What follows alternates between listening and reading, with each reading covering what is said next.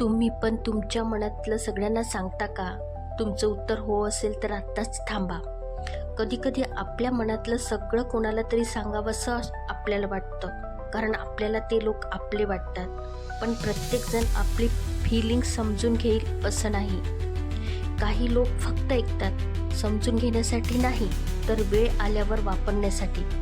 म्हणून पहिली गोष्ट लक्षात ठेवा, प्रत्येकाला आपल्या मनातलं सांगू नका, कारण जास्त ओपन झालं तर लोक तुमच्या इमोशनचा फायदा घेतात. परिणाम काय होईल? तुम्ही कमी दुखावले जाल आणि मन शांत राहील. टिप नंबर 2, प्रत्येक वेळी एक्सप्लेनेशन करू नका. परिणाम काय होईल याचा? तुमची सेल्फ रिस्पेक्ट टिकून राहते. लोक तुम्हाला लाईटली घेणं बंद करतात. टिप नंबर 3, शांत राहायला शिका, कारण प्रत्येक रिॲक्शन द्यायची गरज नसते. कधी शांत राहणं हेच सर्वात स्ट्रॉंग उत्तर असते. परिणाम काय होईल याचा? भांडण कमी होतं आणि ओव्हर थिंकिंगसुद्धा कमी होते. टिप नंबर 4, स्वतःला जपा. लोक बदलतात, वेळ बदलतं, पण स्वतःला हरू नका.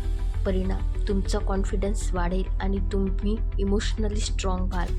लक्षात ठेवा, जगात सगळेच आपले नसतात, म्हणून स्वतःच्या मनाची किंमत करा, कारण काही गोष्टी शांत राहून सहन करणारी लोकच आतून सर्वात जास्त मजबूत असतात.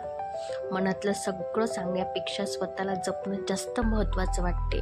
तुम्हाला जर हे विचार पटत असेल, आवडत असेल तर नक्की चॅनलला सबस्क्राईब, लाईक आणि शेअर करा. आणि असेच व्हिडिओ पाहण्यासाठी माझ्या चॅनलला आत्ताच सबस्क्राईब करून ठेवा. धन्यवाद.